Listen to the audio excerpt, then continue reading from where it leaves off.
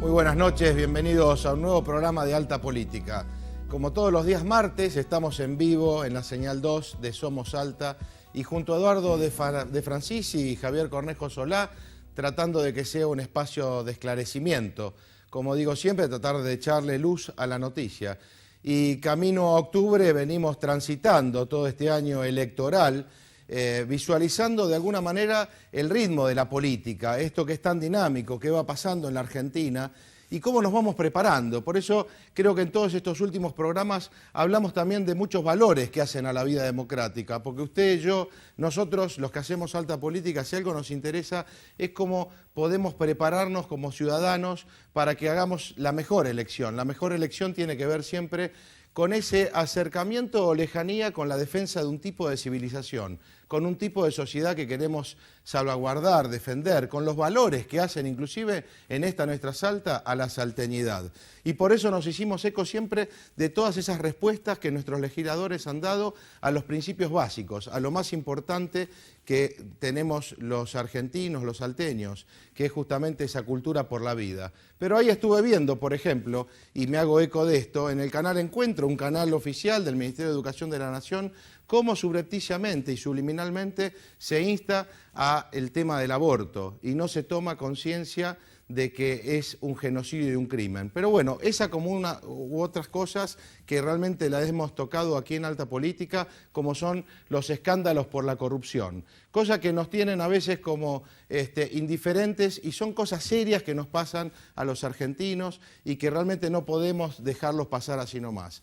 Si hay algo que realmente queremos tratar en el día de hoy, creemos que es muy importante, es el tema de la usurpación a las tierras, en este caso privadas, en la provincia de Jujuy, y cómo a lo mejor este episodio que está tomado por los medios ante una evidente necesidad que seguramente hay en Argentina de vivienda, se ha soslayado por allí un hecho que tiene que ver con una historia reciente.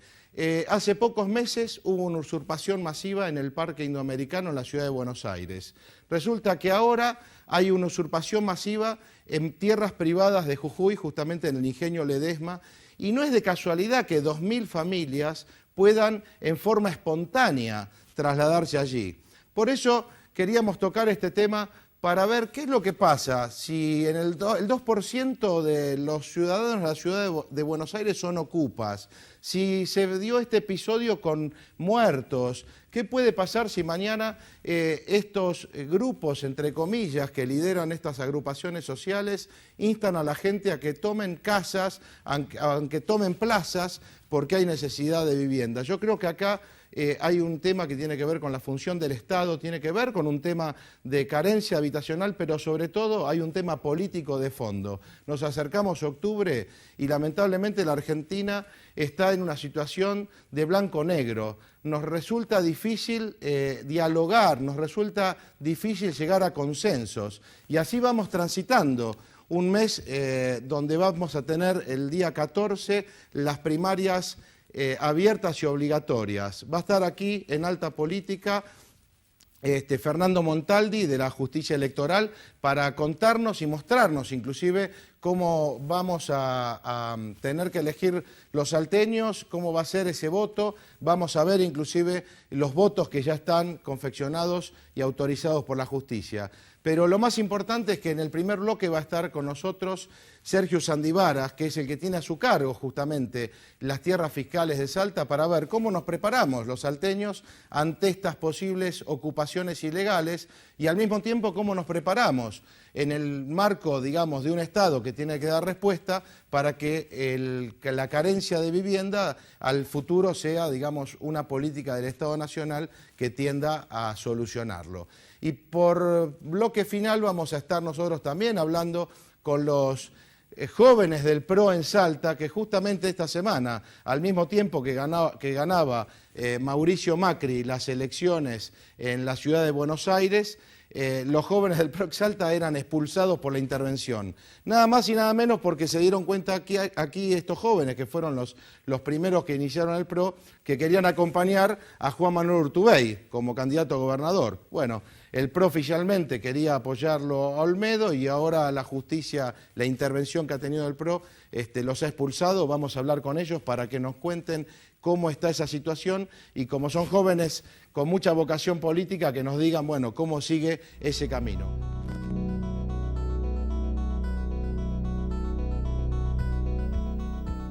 Sergio Sandivara, muy buenas noches, bienvenido. Buenas noches, Andrés, ¿cómo estás? Bueno, preocupado, como comentábamos y con Javier Cornejo hemos charlado en estos días sobre este tema que realmente nos impacta a toda la sociedad argentina porque hay muertos. Al mismo tiempo había una autorización de un juez para un desalojo en tierras que son del ingenio Ledesma. Por otro lado, la necesidad de vivienda es una cuestión que es real, pero ¿cómo Salta está preparado para esto y cómo lo estás viviendo vos, que de alguna manera tenés una responsabilidad importante en materia, por lo menos, de lo que son las tierras fiscales? Bueno, yo creo que fuiste bastante claro en la introducción en que acá tenemos que distinguir claramente lo que es la necesidad, lo que son las faltas de políticas de gobierno que tiendan a achicar esa brecha que existe entre los que no llegan al mercado inmobiliario de manera alguna y la oferta que existe en el mercado. Acá hay, por supuesto, nosotros hemos hecho un análisis que va más allá del tema puntual que tratamos. Si hoy ustedes analizan los avisos de los diarios, los clasificados, hay muy poca oferta de terrenos, no hay loteos privados casi. Y esto tiene que ver porque el tema en estos lugares de los servicios tiene un costo muy alto, es casi más o menos el valor de la tierra. Entonces, no hay oferta de loteos privados, no hay emprendimientos privados de gran magnitud que puedan llegar a, si se quiera, cubrir una franja importante de la necesidad de la sociedad en precios, por supuesto, que sean accesibles. Tampoco existe crédito, porque uno ve los anuncios, pero cuando va con los papeles a acceder a un crédito, es más fácil subirse al Apolo 13 que acceder a un crédito hipotecario. Porque al final, pues, si uno cumple con todos los requisitos de crédito hipotecario, uno se puede comprar una casa de contado, más o menos. Entonces, todo esto que hace a una sumatoria de elementos que vienen a restar a que una sociedad pueda desarrollarse en lo esencial, que es la vivienda. Porque yo lo que insisto es lo siguiente, hoy la sociedad, y la palabra está harta de escuchar que los que estamos en los cargos, digamos que lo que pasa en realidad es porque el anterior no hizo lo que tenía que hacer. Bueno, nosotros ya llevamos 3 años y medio, ya lo del anterior está bien, sirve como dato, sirve como elemento, si se quiere, para poder entender de que no podemos hoy responder a todos al mismo tiempo. Pero ya está, o sea, nosotros tenemos una responsabilidad, cobramos un sueldo y tenemos que hacernos cargo de la parte que nos toca.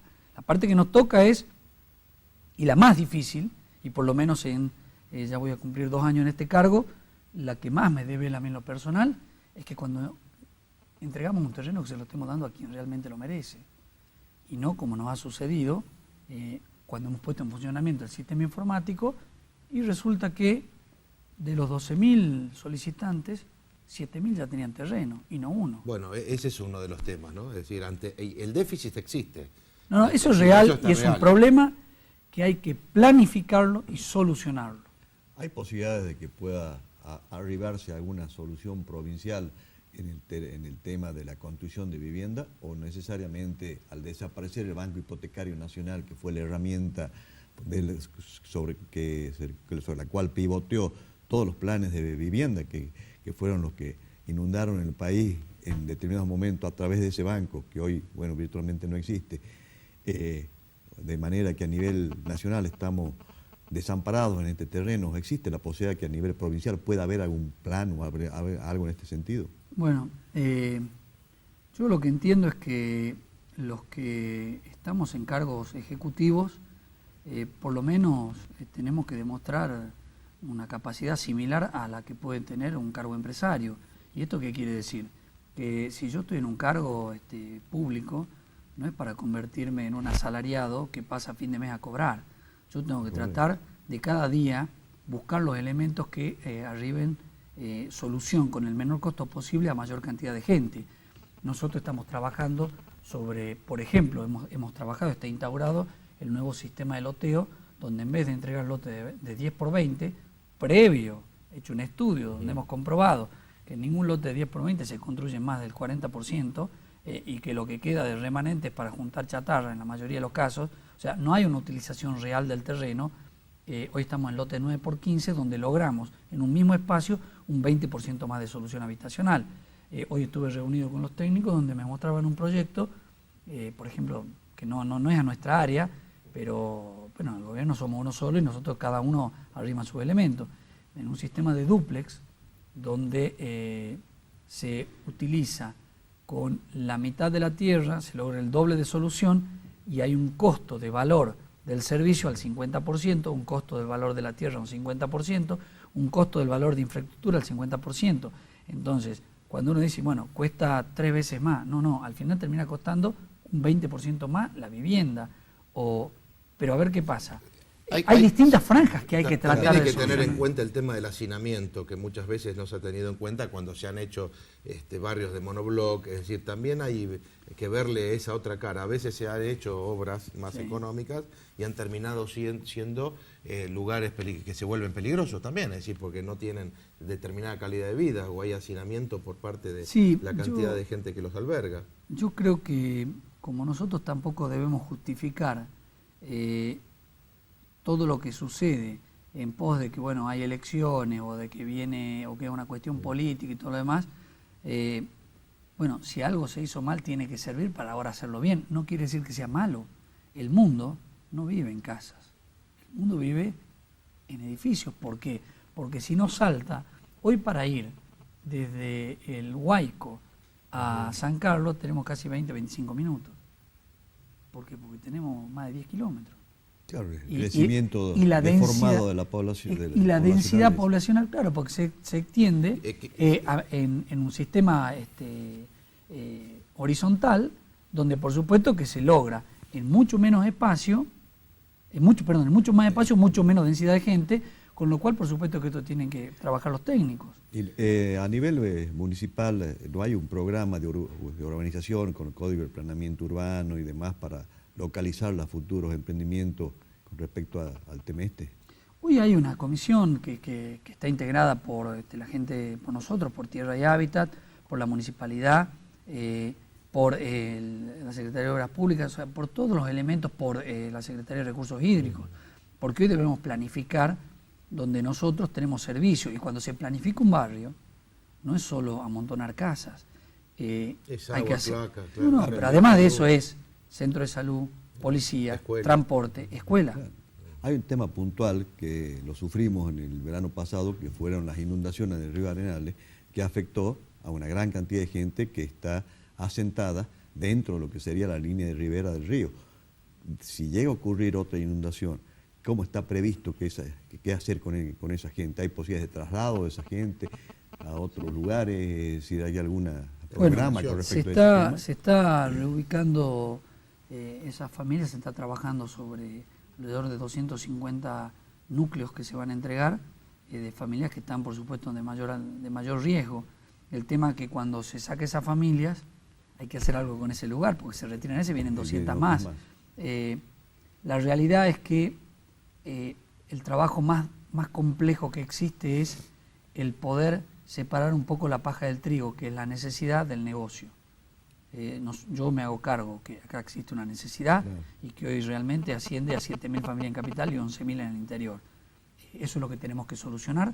Por eso mismo... Usted tiene un relevamiento bastante exhaustivo, exacto.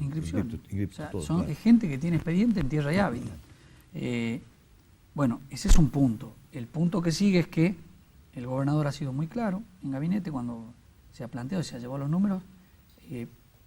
Siempre fue prioridad, por supuesto, pero ahora es prioridad y de relevante, diríamos, urgencia, la solución habitacional, ya sea en nuestra área como en el área de vivienda.